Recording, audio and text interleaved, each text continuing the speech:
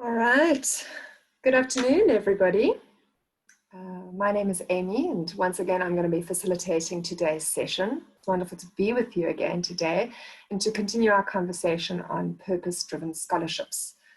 I'm really pleased to have Jodi Bailey from Moshal Scholarship Program with us today. It's going to be wonderful to chat to her a little bit more and find out about their vision and what they're working towards. If you feel like this will be of value to anybody else in your network, your friends, please do share this with them and encourage them to join us as we get going with this conversation with Jodi. We're with you at the moment via Zoom and Facebook Live. It's great to be with you. And once we're done here, we're going to upload this onto our YouTube channel. So please share this with everybody.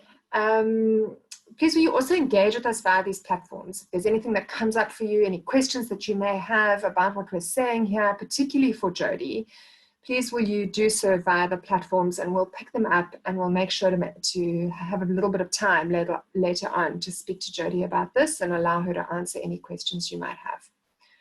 So if you're with us via Zoom, please do this through the chat function or the Q&A function in the toolbar at the bottom of your screen. And if you're joining us via Facebook Live, then you can do so on Facebook and we'll pick it up there.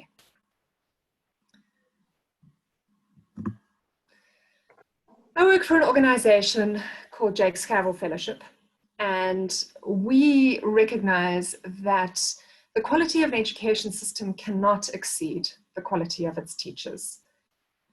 And so we work to nurture and support expert teachers so that they can lead system change in education in South Africa.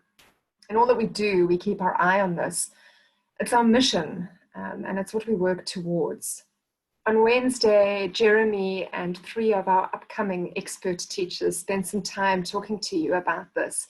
So if you'd like to go and review this and have a look at it again, I encourage you to do so. Today is the final day of our series, and we really do hope that you found these conversations to be valuable and encourage you to share them with anybody you believe may benefit. Go back and view some of the conversations if you can and reflect on what's been said. You'll find all of them on our Facebook page and via our YouTube channel. On the 25th of May, we started with Professor Jonathan Jansen opening up the series with a quote from Robert Kennedy, who said, "Every generation inherits a world it never made. And as it does so, it automatically becomes the trustee of that world for those who come after. In due course, each generation makes its own accounting to its children." This world that you're inheriting, no doubt, has its challenges. And this week, we've asked you to reflect on these challenges and consider your why and what problems motivate you to take action and to make a change.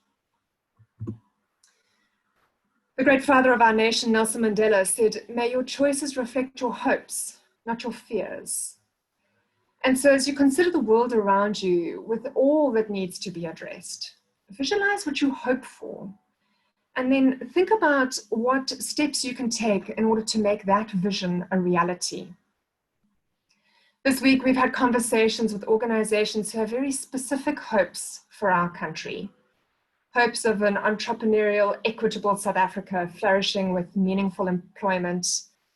Hopes of expert teachers, educational leaders, and social entrepreneurs solving the most pressing educational challenges, and in so doing, improving schools in South Africa.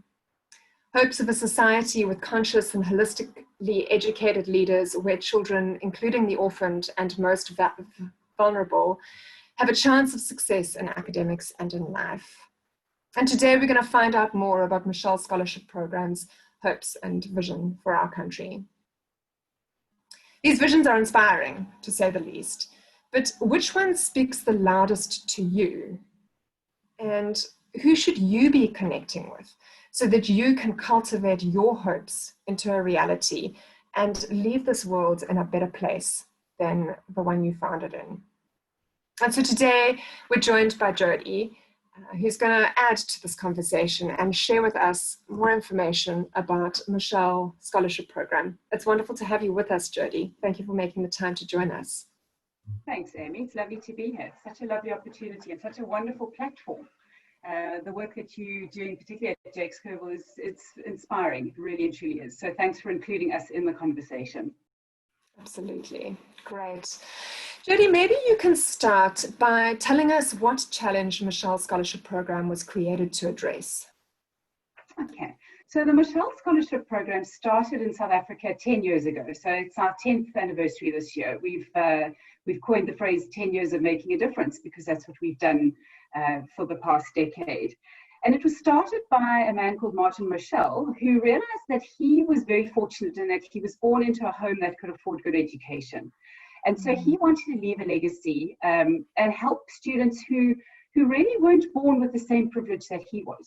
So he started the Moshal Scholarship Program in the hope that he would be able to help students who, without our help, might not either get to university, or if they did get to university, there was a good chance that they might not get through it. And the reason for that is we know that not all universities and not all schools are created equally, which meant that students are coming in from under-resourced schools and weren't coming in necessarily with the skills that were required. So with our support, whilst at university, we hoped then that we could help those students to get through a university degree, get out into the wide world with a good degree and get a good job, which would then allow them to help change the trajectory of their own families and also just the wider community around them. So really to try and break the cycle of poverty by providing education and giving the students not only a good degree from a great university, but also the soft skills that were required that you need both in the workplace, but also to lead a fulfilling life, both as an employee and as a human being.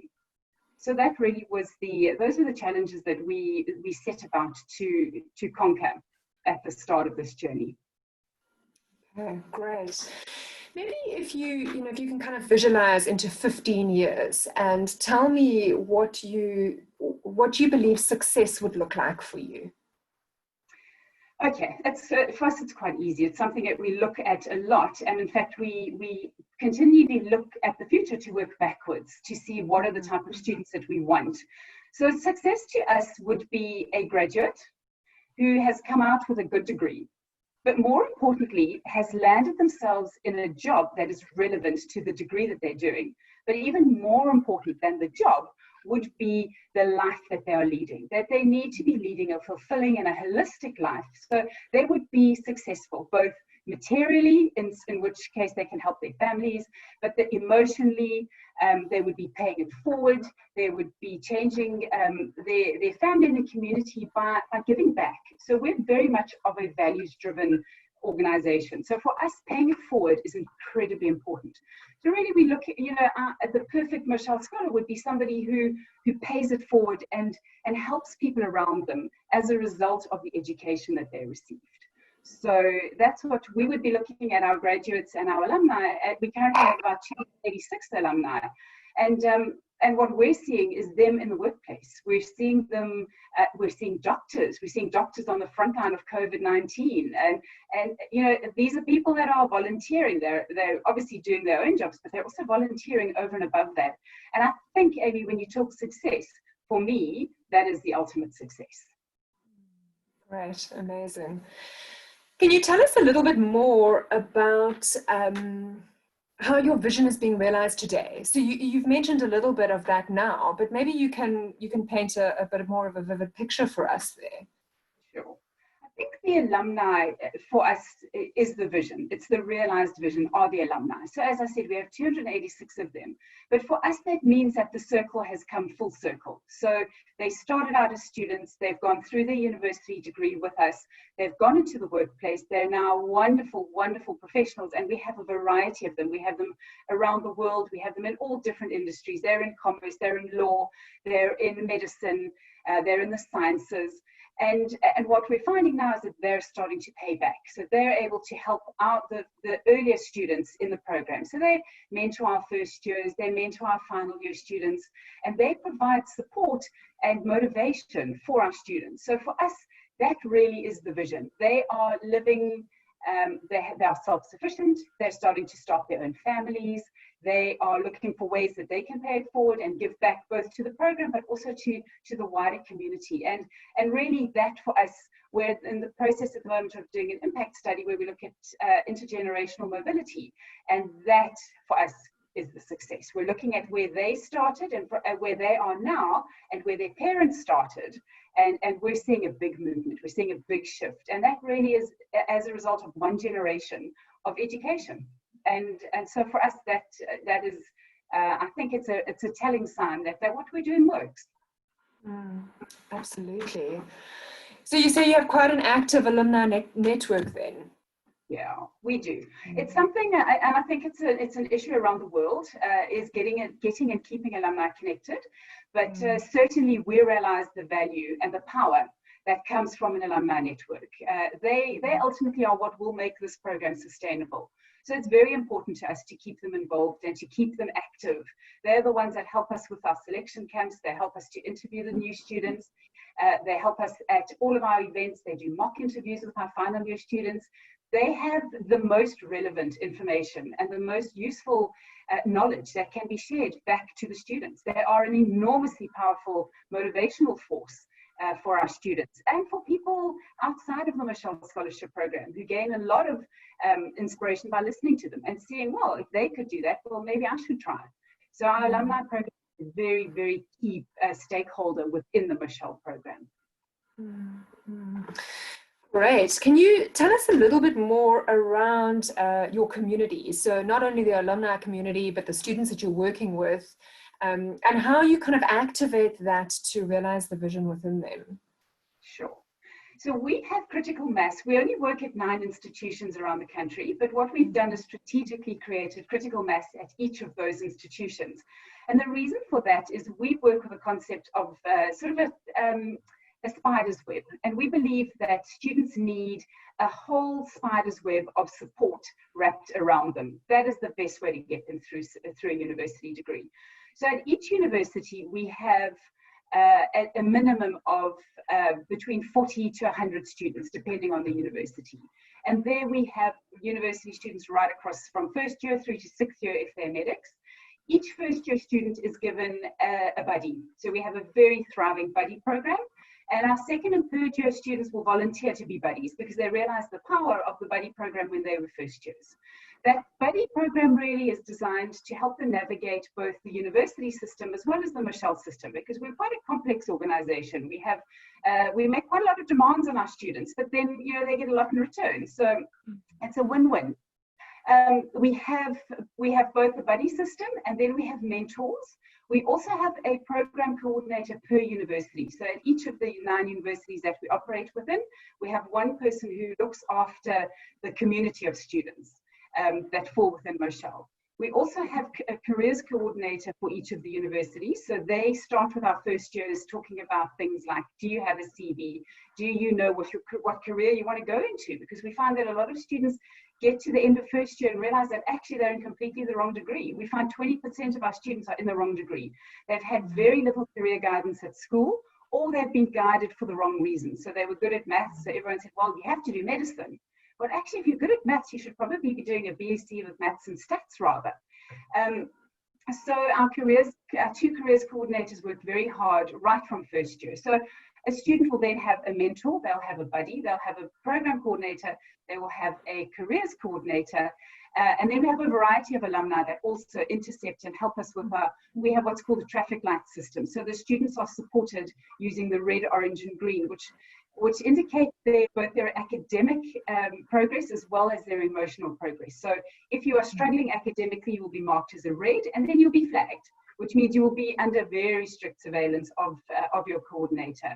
And the same thing with emotionally. We know that going to university is tough. We know the transition from school to university is incredibly difficult.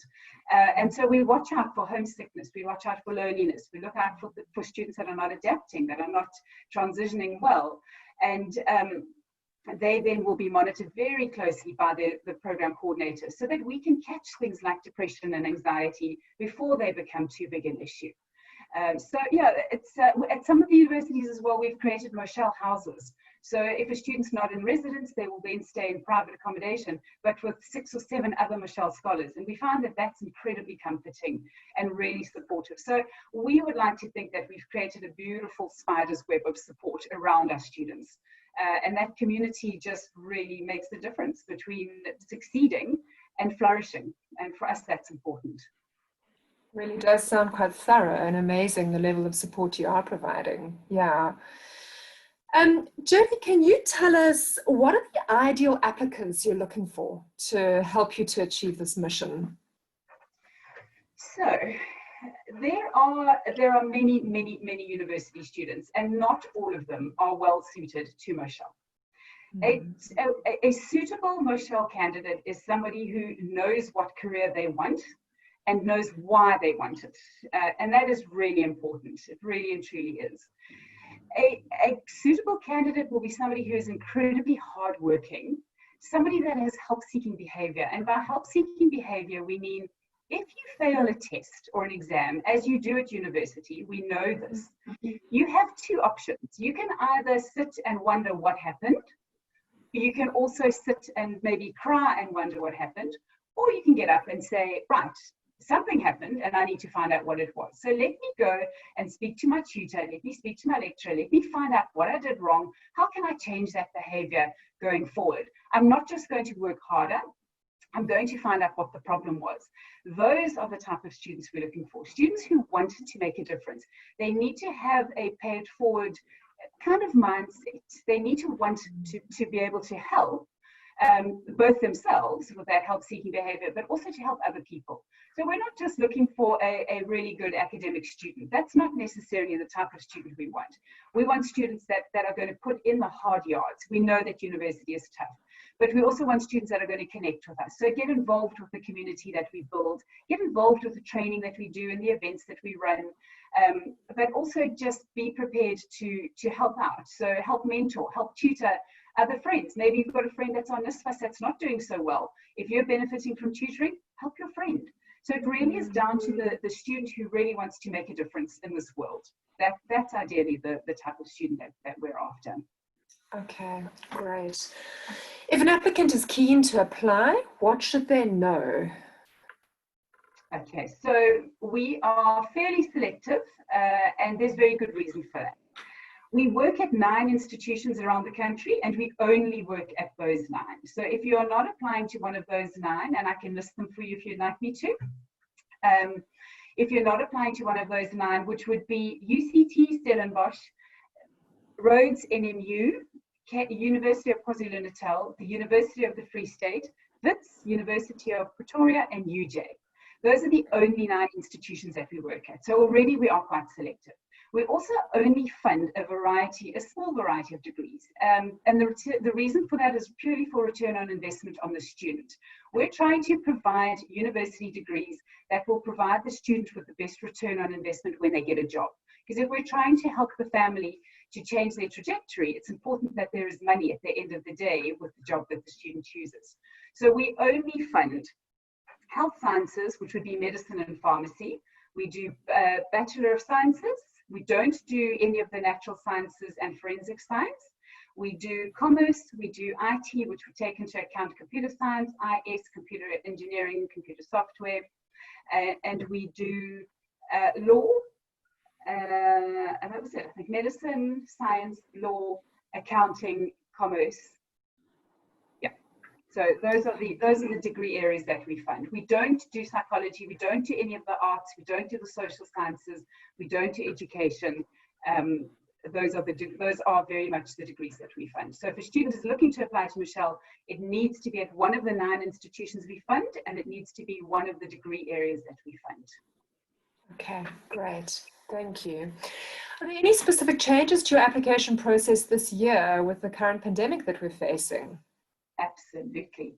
One of the things that Moshal has always done and really done beautifully are our selection camps. So historically we've had 6 selection camps around the country. It's been a 3-day affair. We've brought the students in on buses, and we've had a really lovely time doing assessments and doing observations and team building with the students. And of course, that's just not a reality for 2020. Even if towards the end of the year, Even if the students do get holidays, which I believe they are getting in September, we just can't have 50 or 60 people together in one venue. It's just not going to fly. So what we've done is we've changed to an online application form, which we've never had before. And we are doing pretty much everything online. So we've just created our online application today, and the links are starting to go out. So it's an online link. Students there upload all of their documentation to an email address that is supplied, and then we will be doing Zoom or Skype or even WhatsApp calls to video interview the students. And thereafter, they'll do a series of assessments, which again will be done online. And then we will wait for students' matric results, which obviously will be hopefully be the beginning of January if the exams are written towards the end of this year. And once we've got the students' final matric results, we will then be in a position to offer student scholarships. So we do offer scholarships late in January. So it's not that we do late in the year, it's just that we do wait as well for a lot of other bursary providers to provide their scholarships and to give out the funding, because we don't want to compete. We don't ever want a student to say, well, I've been offered this scholarship and this scholarship and I don't know which one to take. So we prefer to let all the other scholarship providers offer make their selections and offer the scholarships, and then we offer after that, so that we try and help everybody who needs funding. So if you get given another scholarship, we will say to you, take it and leave your funding for another student. We do top-ups, we don't do full funding. So we will expect our students to have applied for NSFAS, and then we will top up. We work in partnership with NSFAS, and we top up, providing our value add really is the wraparound support that we offer. It's not necessarily the financial support. So we make sure that all of our students have as much training as they need, the soft skills that they need, and all the emotional and psychosocial support. But it is important to remember that we are a top-up scholarship as opposed to a fully funded scholarship. The only people that we do fully fund would be foreign students. So if a student is not a South African national, they can still apply to us. But it does mean that they're the exception that we would fully fund. Okay, all right, good to know. That online application form, can applicants find that via your website? Where would that be available? So that we haven't put it on our website, but it is, if a student does want it, they can send an email to the applications email, which is southafrica@moshalscholarship.org. And I'm sure, Amy, we can put that up somewhere. So it's just South Africa, all one word, @moshalscholarship.org. And they can request an application form, but they also need to put what university they've applied to and what degree they've applied to, because that way we can then filter immediately. It's quite a lengthy form. It's about 60 questions. And really, if you're applying to the wrong degree at the wrong university, it's a waste of your time to fill it out, because all we're going to say at the end of it is, no, thank you. So if you do decide to send an email requesting that form, just be sure to state the university that you've applied to, whether it's 2 or 3 or 4, and which of the degree areas you've applied to, so that we can make sure that the right people are getting the form, so as not to waste anyone else's time. The other thing, Amy, that I forgot to mention right when you were talking about the ideal candidate, we have a very strict financial criteria. So our cutoff is 122,000 Rand a year combined family income, which means that you're looking at families that are earning maybe 8,000 or 9,000 Rand a month. That's it. We don't service the missing middle. We will only accept students whose their combined annual income is less than 122,000 Rand a year. So students need to be very mindful of that. We really are trying to help students who need our wraparound support the most. So that's quite an important criteria. Okay, great. Thank you, Jodi, so much for sharing all of that information. We are going to give students some time, or people that are joining us some time now to have any of their questions answered. So if you are joining us and you do have a question that's come up for you and you haven't had a chance to add it to the Zoom chat or Q&A function, please will you do so now. If you're with us via Facebook, please will you take the opportunity to jot down any questions that you have for Jodi, and we'll answer that now. So Jodi, my first question to you is from Cabello, who would like to know whether they're able to apply to Moshal's scholarship program if they're currently at a university that you don't partner with, but they're looking to change to one of the university partners next year? Absolutely. That's as long as they've been accepted to one of the 9 that we fund. It's also important to state as well, Amy, that if a student already has a degree, we won't fund them. And the reason for that is because obviously funding is scarce in this country, and we don't want to provide 2 degrees for one person. Martin set out with the intention that we would try and provide 1 degree per family. So if a student already has achieved a degree, we won't fund them. They won't be accepted. But if a student has done, say, first year at one of the universities that we don't fund and is looking to move and change within the starting years of their degree, then absolutely we would consider them very happily. Okay, sure. Great. Jodi, so most of the other questions that have come through for us have already been answered. So that was actually somebody's question right now, was would you fund a second degree? I've also got a question, what are the qualities of a good candidate for the scholarship? But I think you've gone into that in quite a lot of detail. So nothing else is coming through at the moment. If anybody does want to take the opportunity now to ask any question, please do so. I'm very happy, Amy, to recap the sort of ideal candidates. So remember, it is somebody. Our criteria is that you get anything above 65% for English, maths, and science. So we're not effectively looking for the student that gets 7 straight A's. We'd like to think they will get funding elsewhere.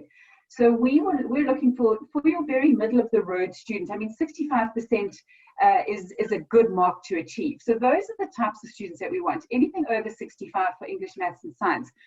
But I think what's more important to us is the caliber of the student. So it is somebody who has that help-seeking behavior. They failed once, they failed the subject, they failed the test, and they've not been derailed by the fact that they've had failure. They've managed to pull themselves up. They can continue with their studies. They can persevere. They've got that grit and resilience to say, I want to do this, and I want to do this for my family, for my community.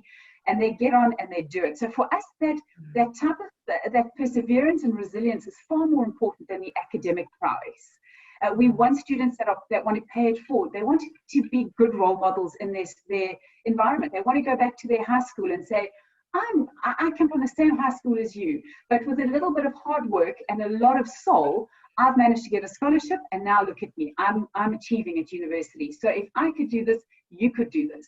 That's really the type of student that we're after. Somebody who wants to make a difference in the world, not just somebody who wants to get a good job, make a lot of money, and be done. We want them to be able to look back and help other people. So we don't ask that anybody pays us back. That's not part of Moshal. You don't have to work for us.